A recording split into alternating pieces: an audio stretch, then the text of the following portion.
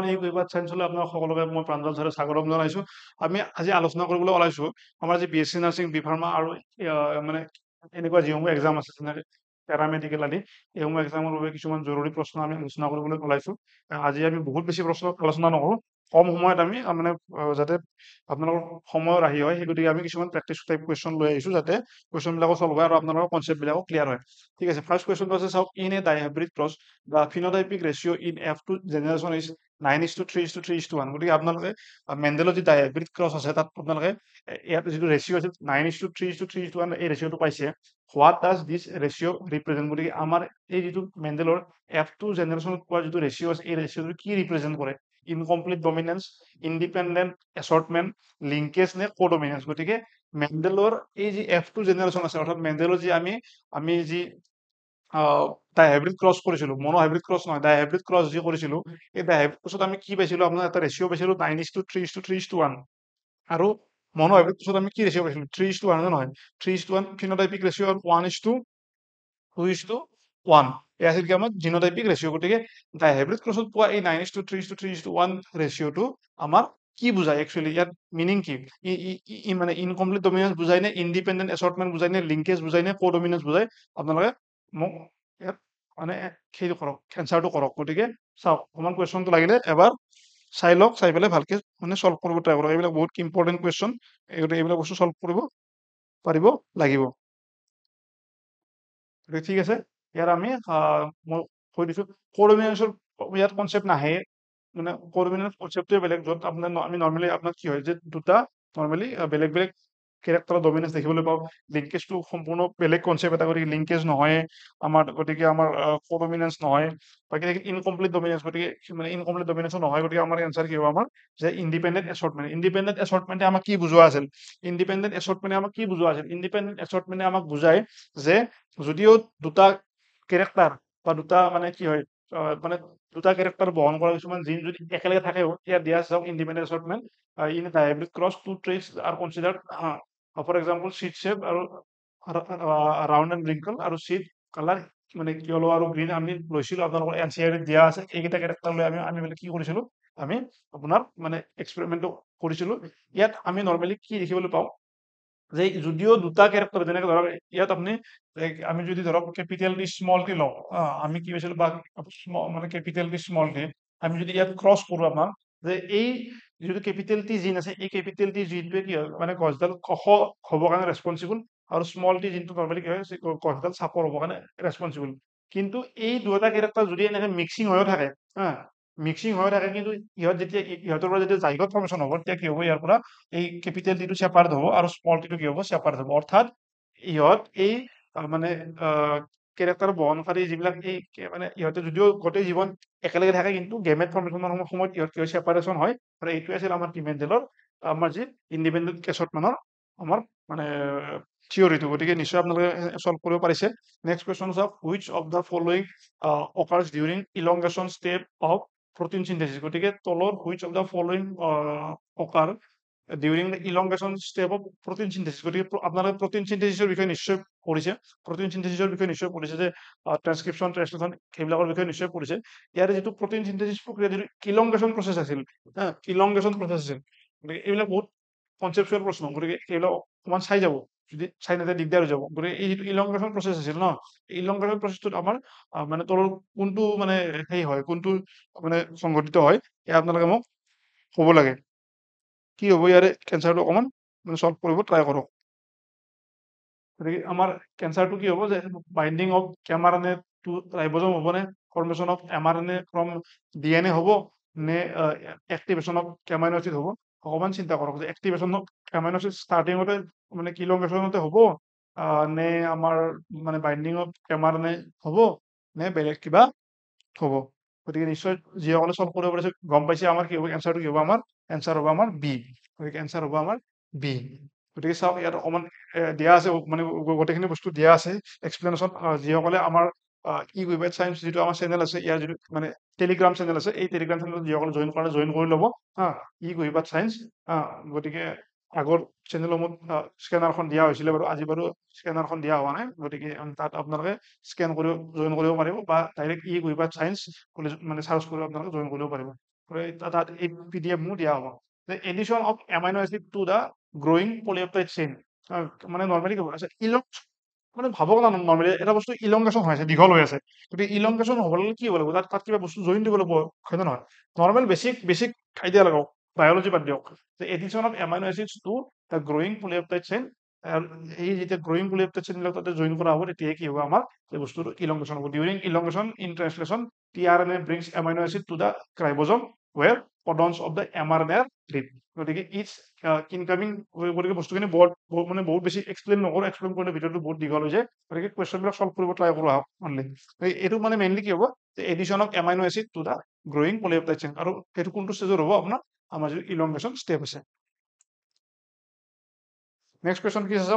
what would happen if the xylem in a plant is removed or damaged? গতিকে যদি এডাল গছত চাব অকমান এইবিলাক বহুত কনচেপচুৱেল প্ৰশ্ন হয় যে যদি এডাল গছত কি কৰা হয় আমি জাইলেমটো তাত গুচাই দিয়া হয় বাট যদি জাইলেম ধ্বংস হৈ যায় বেয়া হৈ যায় কিবা কাৰণত তেতিয়া কি হয় প্ৰব্লেম হ'ব water transport will stop food transport will increase root growth will increase and photosynthesis rate will increase গতিকে যদি আমি এডাল গছৰ কি কৰোঁ আমি যদি এডাল গছৰ আমি জাইলেমডাল কাটি পেলাওঁ কিবা কৰোঁ তাক মানে ডেমেজ কৰি দিওঁ তেতিয়া আমাৰ কি সমস্যা হ'ব যে তাত ফটোচিনথেসিসটো বহুত বাঢ়ি যাব নেকি নে ৰুট গ্ৰোথটো কি হ'ব বহুত মানে বাঢ়ি যাব নে কি তাত ফুড ট্ৰান্সপৰ্টটো বহুত বাঢ়ি যাব নে ৱাটাৰ ট্ৰান্সপৰ্টটো কম হ'ব গতিকে মানে ইয়াত নৰ্মেলি বাকীখিনি আমাৰ কি হয় আমি জানো যে ফটোচিনথেসিসৰ লগত ডাইৰেক্ট ইয়াত মানে জাইলেমৰ কোনো ধৰণৰ কাম নাই ৰুট গ্ৰোথৰ লগত আমাৰ ডাইৰেক্ট জাইলেমৰ কাম নাই ফুড ট্ৰান্সপৰ্ট আমাৰ নৰ্মেলি কিহে কৰে ফ্ল'এমে কৰে নে নহয় গতিকে ফ্ল'এমে কৰে গতিকে জাইলেমে নকৰে ৱাটাৰ ট্ৰান্সপৰ্ট কোনে কৰে জাইলেমে কৰে গতিকে জাইলেম ট্ৰান্সপৰ্টছ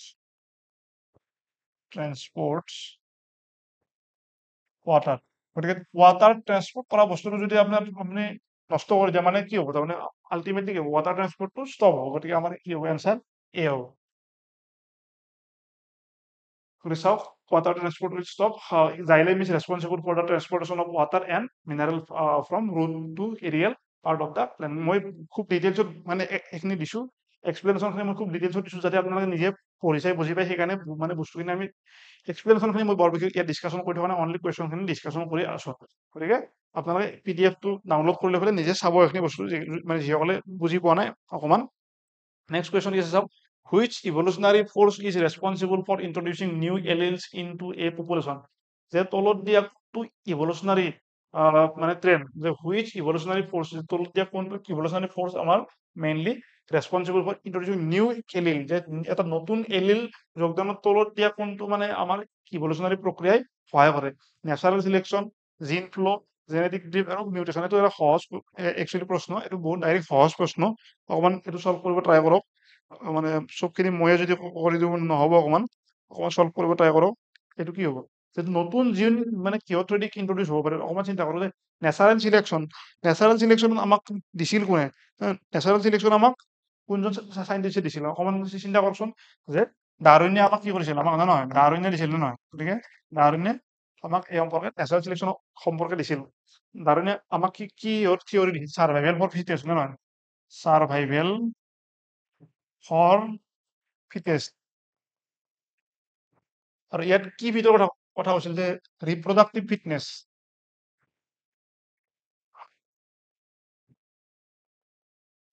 ইয়াত ফিটনেছ মানে বডি ফিটনেছৰ কথা কোৱা নাই কাৰ কিমান বডি আছে যে ৰিপ্ৰডাকশ্যনৰ ক্ষেত্ৰত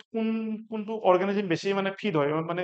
ৰিপ্ৰডিউচ কৰিব লাগে সেইটো কৈছিল জিন ফ্ল' হ'ব নেকি জিন ফ্ল'টো নৰ্মেলি মানে কেনেকৈ হ'ব আপোনাৰ জিন ফ্ল' নহয় গতিকে জেনেটিক ড্ৰিফ্ট হ'ব নেকি এইটো নহয় গতিকে এনচাৰ কি হ'ব আমাৰ মিউটেশ্যন হ'ব গতিকে এনচাৰ কি হ'ব আমাৰ মিউটেশ্যন হ'ব নেক্সট আচ্ছা ইয়াত এক্সপ্লেনেশ্যনখিনি দিয়া আছে চাওক বস্তুখিনি আপোনালোকে অকণমান চাই ল'ব যে mutation is the only source of new alien গতিকে মিউটেশ্যন চাপ'জ ধৰক এ টি জি মই জাষ্ট এক্সাম্পল দিছোঁ জি চি চি টি ই ধৰক এই ধৰণৰ এটা আমাৰ কি আছিল আমাৰ জিনত ইনফৰমেশ্যন আছিল তাৰে ধৰক কিবা কাৰণত কি হ'ল ইয়াৰে টিটো চেঞ্জ হৈ পেলাই কি হ'ল ধৰক আপোনাৰ কিবা বেলেগ এটা আহি গ'ল ধৰক এ টি জেগাত জি আহি গ'ল হা লগালগ আমাৰ কি হ'ব গোটেই বস্তুখিনি চেঞ্জ হৈ যাব ধৰক এ ইউ জি আছিল এ ইউ জি আমাৰ ষ্টাৰ্টিং কদম এ ইউ জায়গাত ধৰক এ ইউ জি জায়গাত ধৰক কি হ'ল আমাৰ বস্তুটো আমাৰ বেলেগ কিবা আহি গ'ল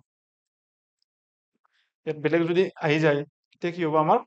ধৰক এ টি জি আহি গ'ল তেতিয়া কি হ'ব ইয়াৰ আমাৰ যিটো বস্তু আমাক কামত লগা আছিল সেই কামটো নহ'ব গতিকে আমাৰ নেক্সট কুৱেশ্যন কি আছে চাওঁ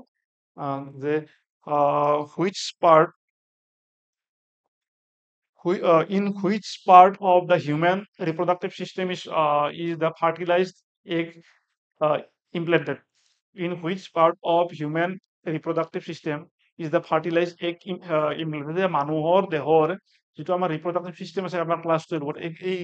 মানুহৰ দেহৰ এগৰাকী মহিলাত যেতিয়া এটা egg fertilize হ'ব সেই এগটো ক'ত লাগি থাকিব যে ক'ত লাগি থাকিব এই fertilized এগটো ক'ত মানে implant হ'ব অভেৰিত হ'ব নেকি ফেলোপিয়ান টিউবত হ'ব নেকি নে ইউটেৰাছত হ'ব নে ক'ত হ'ব চাৰ্ভিক্সত হ'ব চাওক অভেৰিটো আপোনালোকে নৰ্মেলি জানে অভেৰিত থাকে ক'ত অভেৰি থাকে বহুত এটা বেলেগ জেগাত থাকে হয় নে নহয় গতিকে নৰ্মেলি আমাৰ ষ্ট্ৰাকচাৰটো কেনেকুৱা আছিল এটা অভেৰি ষ্ট্ৰাকচাৰটো এই ধৰণৰ আমাৰ দুটা অভেৰি আছিল ইয়াত আমাৰ কি আছিল এনেকুৱা ধৰণৰ ফিংগাৰ লাইক কিছুমান প্ৰজেকশ্যন আছিল নে নহয় ইয়াত ফিংগাৰ লাইক কিছুমান প্ৰজেকশ্যন আছিল ফিমেল ৰিপ্ৰডাক্টিভ চিষ্টেমটো কেইধৰণৰ আছিল ন আৰু মই জাষ্ট ৰাফলি ড্ৰ কৰিছোঁ ইয়াত বাৰু এনেকৈ ইয়াত কেণ্ডোমেট্ৰিয়ামবিলাক আছিল নে নহয় কেণ্ডাছ আছিল গতিকে এতিয়া অকণমান মনত কৰক মই জাষ্ট ৰাফলি ড্ৰ কৰিছোঁ হয় নে নহয় ইয়াত একদম জাষ্ট এইটো কেণ্ডোমেট্ৰিয়াম নহয় মায়'মেট্ৰিয়াম গতিকে ইয়াত অভেৰিটো অভিয়াছলি নহ'ব অভেৰিটো একদম নহয় কি বুলি কয় ফেলোপিয়ান টিউব হ'ব পাৰে নেকি ফেলোপিয়ান টিউব নৰ্মেলি এই যিখিনি দীঘলীয়া জেগা থাকে এনেকৈ কলাই আহে এইখিনি কয় কি ফেলোপিয়ান টিউব এইখিনি পাৰ্টত আমাৰ নৰ্মেলি কি হয় এইখিনি পাৰ্টত আমাৰ এই এগটো ফাৰ্টিলাইজ এগটো লাগি থাকে নেকি গতিকে ফেলোপিয়ান টিউব নহ'ব গতিকে ফেলোপিয়ান টিউবটো মই কাটি দিলোঁ গতিকে চাৰ্ভিক্স থাকে এইখিনিত আপোনাৰ এইখিনিত থাকে চাৰ্ভিক্স এইখিনিত চাৰ্ভিক্স থাকে আৰু ইউটেৰাছ থাকে এইখিনি এতিয়া আপোনালোকে নিজে চিন্তা কৰি পেলাই মোক কওক যে ইউটেৰাছ হ'বনে চাৰ্ভিক্স হ'ব সেইটো অকণমান চিন্তা কৰি পেলাই আপোনালোকে মোক কওক কি হ'ব ইউটেৰাছ হ'ব নে চাৰ্ভিক্স হ'ব অবভিয়াছলি আমাৰ চাৰ্ভিক্স হ'ব নোৱাৰে কিমানখিনি তললৈ বেবীটো নাহে গতিকে আমাৰ কি হ'ব অপশ্যন ইউটেৰাছ হ'ব গতিকে আমাৰ এনচাৰ হ'ব কি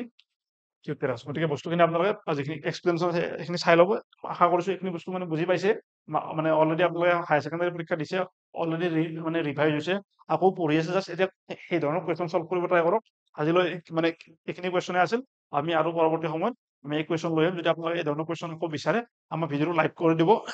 আশা কৰিছোঁ যিসকলে ভিডিঅ'টো চাই আছে আপোনালোকে ভিডিঅ'টো লাইক কৰি দিব কাৰণ আপোনালোকক যদি ভিডিঅ'টো লাইক কৰি দিলে কি হয় আমাৰ মানে উৎসাহ আহে যে ষ্টুডেণ্টসকলে চাই ভাল পাইছে নিশ্চয় আমি বস্তুটো মানে কণ্টিনিউ কৰোঁ আৰু যদি আপোনালোকে ভিডিঅ' লাইক নকৰে আপোনালোকে শ্বেয়াৰ নকৰে একো কমেণ্ট নিদিয়ে তেতিয়া মানে আমাৰো ভাব হয় যে ষ্টুডেণ্টসকলে নিশ্চয় চাই পেলাই কিবা ভাল পোৱা নাই বা তেওঁলোকে হয়তো মানে বিচৰা নাই সেইকাৰণে আমি এতিয়া কণ্টিনিউ নকৰোঁ গতিকে যিমানে লাইক আহিব যিমানে মানে আমাৰ কমেণ্টছ আহিব আমি মানে বেছিকৈ মানে বস্তু আকৌ ভিডিঅ' দিম আৰু আপোনালোকৰ লাভ হ'ব গোটেইখিনি বস্তু ফ্ৰীতে দি আছোঁ নিশ্চয় মানে আপোনালোকৰ একো লছ হোৱা নাই গতিকে লাইক কৰি দিলে নিশ্চয় আমাৰো ভাল লাগিব আৰু চেনেলটো ছাবস্ক্ৰাইব কৰি দিব ঠিক আছে আজিলৈ ইয়াতে সামৰণি মাৰিছোঁ ধন্যবাদ থেংক ইউ